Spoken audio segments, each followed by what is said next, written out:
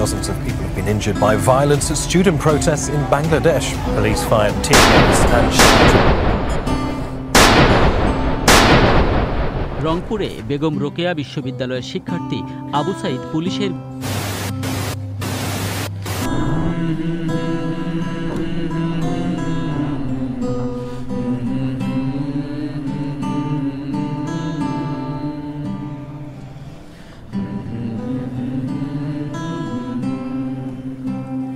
যারা জীর্ণ জাতির বুকে জাগালো আশা, মৌনমলিন মুখে জাগালো ভাষা। যারা জীর্ণ জাতির বুকে জাগালো আশা, মৌনমলিন মুখে জাগালো ভাষা। তারা কি ফিরবে আর? তারা কি ফিরবে আর এই সুপ্রভাতে? কত তরুণ